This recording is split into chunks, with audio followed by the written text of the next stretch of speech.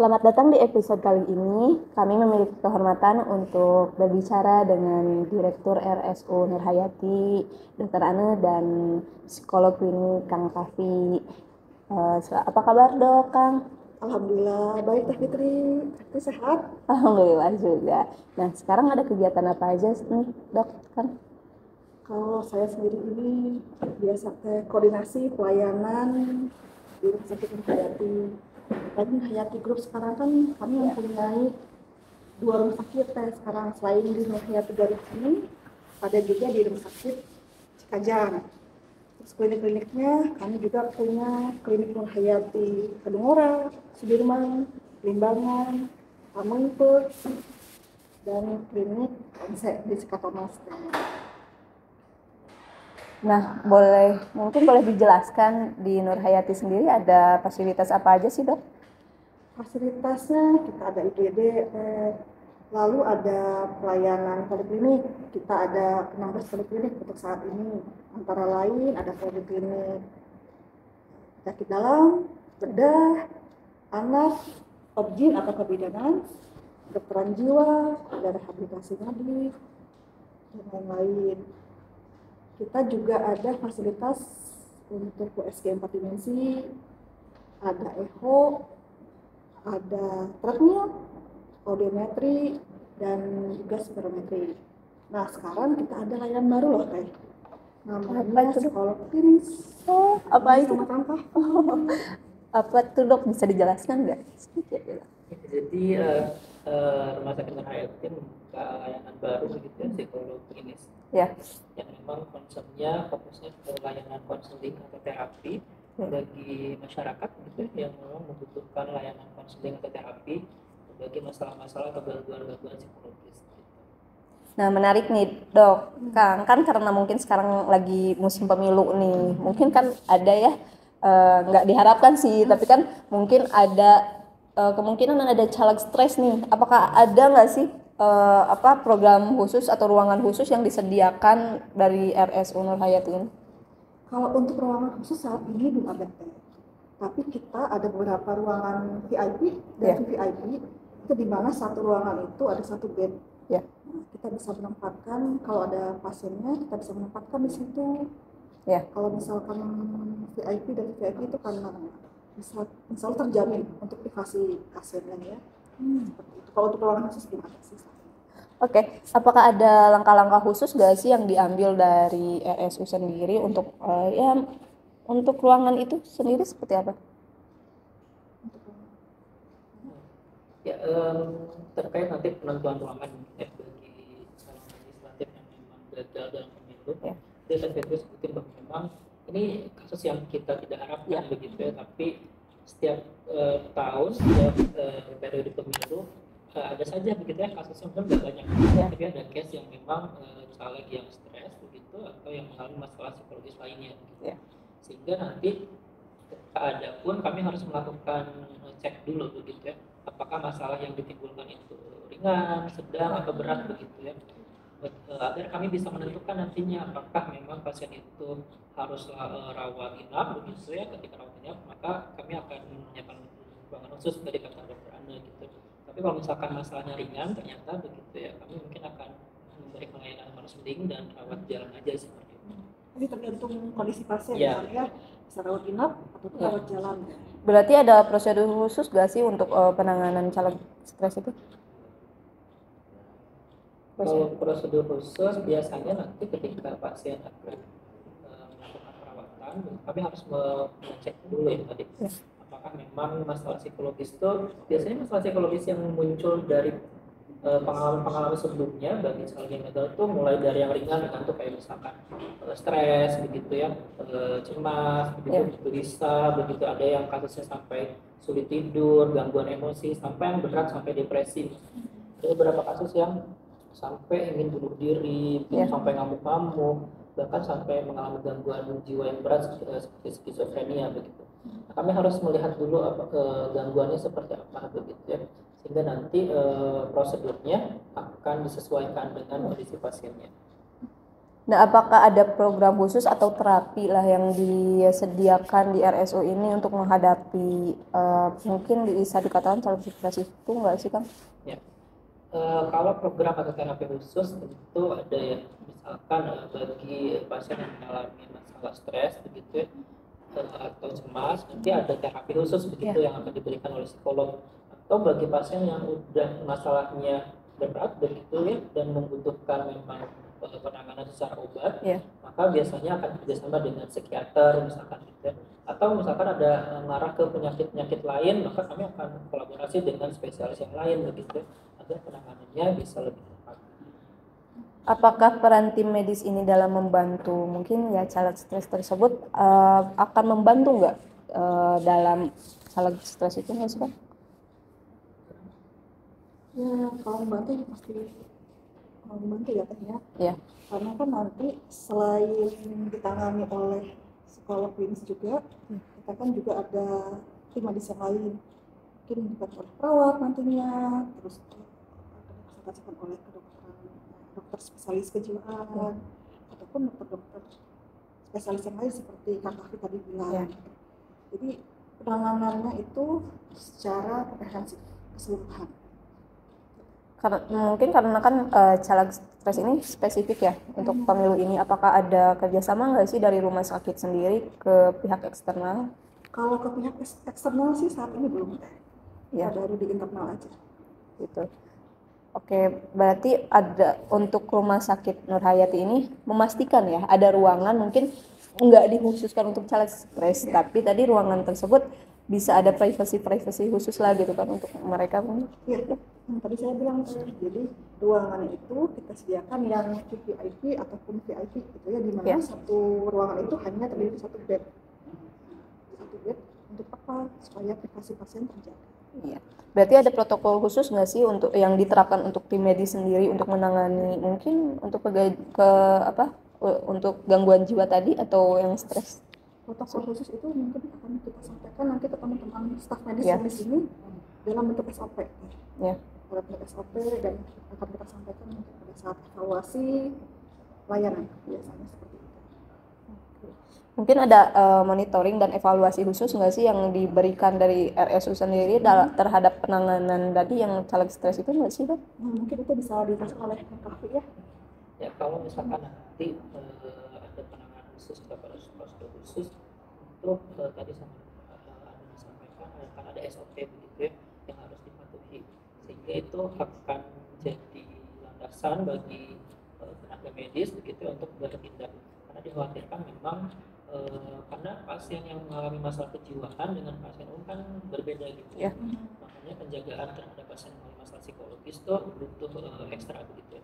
Sehingga misalkan ketika nanti ada pasien yang memang mengalami masalah kejiwaan dan harus rawat inap misalkan gitu ya, maka tim medis harus memastikan dijauhi dari alat-alat yang tajam misalkan gitu ya, alat-alat yang berbahaya, karena dikhawatirkan justru itu digunakan untuk dia melakukan percobaan bunuh diri misalkan seperti itu. Contohnya membahayakan pasien sendiri bagi pasien atau justru membahayakan ke tim medis yang lain. Mungkin bagaimana sistem monitoring dan evaluasi setelah mungkin caleg stres tersebut keluar dari rumah sakit, ada nggak? Ya, kalau misalkan pasien yang sudah selesai misalkan perawatan begitu ya, dan sudah tinggal di rumah atau tinggal rawat jalan begitu, tentu proses monitoring harus tetap ada begitu ya, karena dikhawatirkan akan ke trigger lagi misalkan gitu ya. Makanya ketika kami memberikan layanan, biasanya bukan hanya ke pasiennya saja, tapi juga kami memberikan edukasi ke keluarga terutama begitu ya, agar keluarga bisa melakukan hal-hal yang seharusnya mereka lakukan di rumah dan hal-hal yang tidak boleh dilakukan selama di rumah. Misalkan ketika di rumah biasanya pasien akan tidak dulu menggunakan media sosial misalkan atau menonton tayangan televisi karena dikhawatirkan itu akan men-trigger, karena misalkan masih ada berita-berita pemilu begitu ya, yang akhirnya jadi men-trigger dan ketambuhan penyakitnya misalkan begitu ya. Media sosial juga sama. Sehingga itu yang biasanya kami berikan PR gitu ya ke keluarga untuk monitoring pasien di rumah. Edukasi lebih penting, edukasi keluarga ya kami ya, biar lebih aware menjaga pasien. Berarti ada rehabilitas nggak sih atau dukungan psikologis setelah keluar itu? Ya, biasanya kami akan meminta pasiennya untuk tetap melakukan rawat jalan gitu ya. Entah nanti rentangnya 2 minggu sekali atau sebulan sekali tergantung kondisi pasiennya begitu ya. Untuk kami bisa melihat progres dari kondisi pasiennya begitu. Nah, berarti ada layanan ada layanan konseling nggak untuk khusus mungkin buat caleg stres sendiri atau keluarganya gitu? Ya, layanan konseling jadi salah satu layanan yang diunggulkan atau diutamakan bagi pasien yang mengalami masalah kejiwaan begitu ya. Karena kan pasien yang mengalami masalah kejiwaan tentu mereka butuh untuk diberikan konseling atau terapi begitu ya. Kami di Rumah Sakit Nur Hayati sekarang sudah ada psikolog klinis, sudah ada psikiater sebelumnya, sehingga ini akan menunjang untuk proses penyembuhan atau pemulihan dari pasien tersebut. Berarti ada peraturan khusus nggak terkait kunjungan mungkin ya keluarga atau orang lain yang berkunjung ke perawatan tersebut? Ya, kalau batasan atau ini tentu kami melihat bahwa pasien yang mengalami masalah kejiwaan, misalkan nanti yang dirawat inap begitu, tentu kami akan batasi. Karena mereka butuh ketenangan dulu begitu ya. Secara psikologis butuh tenang dulu gitu ya. Sehingga kalau terlalu banyak diakses sama orang-orang, khawatirnya itu akan men-trigger justru masalahnya gitu. Tapi di sisi lain juga mereka tetap butuh dukungan secara psikologis baik dari keluarga dan masyarakat, sehingga kunjungan itu ada, tapi tentu harus kami batasi untuk kesejahteraan dari pasien itu sendiri. Ada pembatasan jam masuk teh. Berarti ada ini enggak peran keluarga sendiri terhadap mungkin pemulihan tersebut seperti apa sih? Ya, peran keluarga itu cukup vital ya. Karena ketika misalkan pasien melakukan rawat di sini kan hanya sebentar begitu, mereka lebih banyak berinteraksi dari keluarga. Kalau misalkan keluarga di rumah tetap mempermasalahkan hasil pemilunya begitu, menyalahkan dan sebagainya, itu tidak akan membantu sama sekali, bahkan akan semakin memperparah kondisi. Sehingga kami tentu tadi akan memberikan edukasi kepada keluarga apa yang sebenarnya harus mereka lakukan. Nah, berarti ada pendidikan atau informasi nggak terhadap tim medis atau masyarakat sendiri terhadap mengantisipasi lah adanya caleg stres tersebut nggak sih? Kalau dari tim medis mungkin dari hidup. Kalau yang tadi yang saya sebutkan seperti kayak SOP gitu, terus pelatihan. Iya. Nah, itu mungkin yang akan kami persiapkan nanti untuk tim medis kami. Pelatihan biasanya. Ya. Kalau untuk masyarakat tentu di kita itu memang masih awam ya, terkait masalah kejiwaan ini gitu.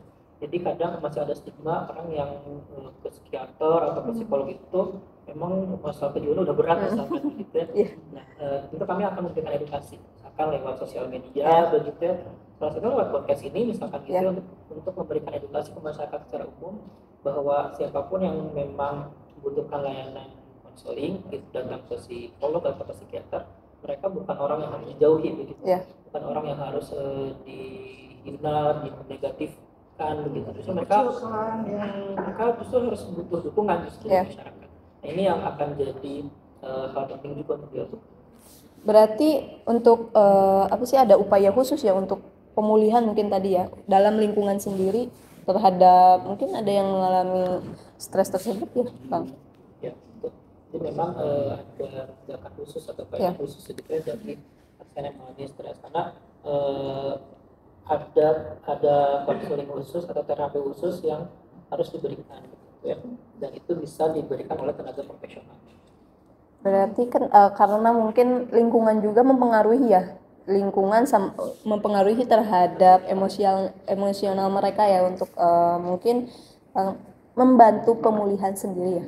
Ya betul. Kan kita bisa bayangkan ya kalau misalkan ada calon legislatif yang udah jor-joran, keluar uang banyak, utang sana sini, jual barang-barang sana dan sebagainya, dan dia punya ekspektasi bahwa saya harus menang nih, dia udah share itu ke masyarakat dan ternyata gagal. Salah satu hal yang sering muncul itu perasaan malu tuh di lingkungan, terus udah jor-joran tapi nggak menang begitu ya. Itu kan pandangan masyarakat sekitar akan jadi negatif, sehingga akan malu begitu ya. Nah ini penting untuk menumbuhkan itu. Jadi masyarakat jangan sampai langsung menganggap itu negatif yang akan memperparah kondisinya. Nah, berarti ada tips gak sih untuk mungkin tadi caleg yang mengalami gangguan stres nih untuk menghadapi kekecewaan ketika mereka kalah, ada nggak tips? Yang namanya gagal itu kan satu hal yang mungkin akan dialami setiap orang gitu. Yang salah satunya oleh calon legislatif gitu.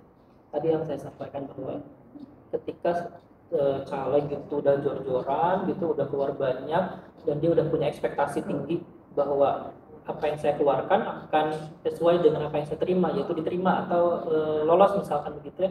Nah, kadang ekspektasi yang tinggi itu yang bikin seorang itu jadi mengalami stres tuh. Jadi tipsnya apa? Tipsnya itu harus mengelola ekspektasi itu. Ketika kompetisi begitu ya akan selalu ada yang menang, ada yang selalu kalah gitu. Nah kadang ada caleg yang nggak mau kalah, maunya menang aja gitu.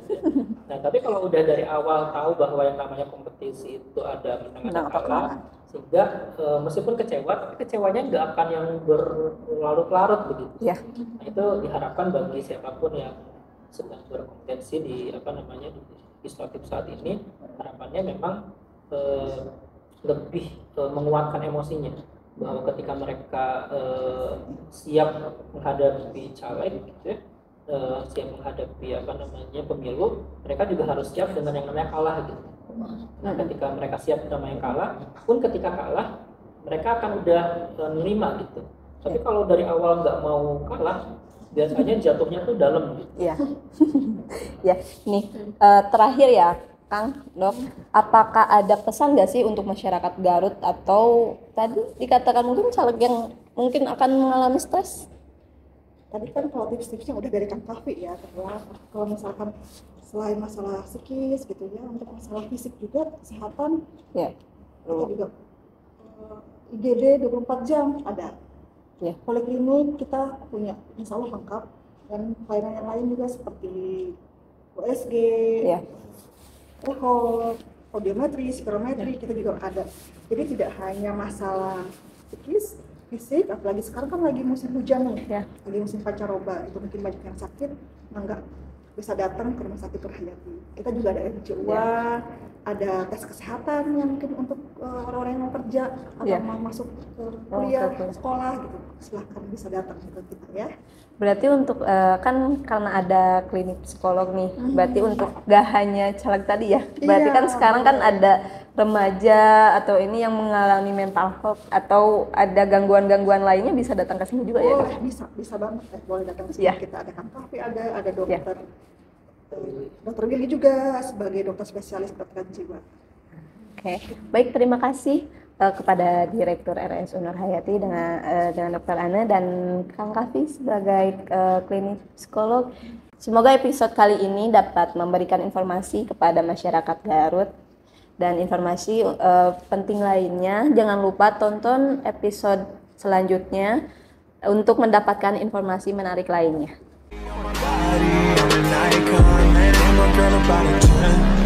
I should fuck her in the Benz.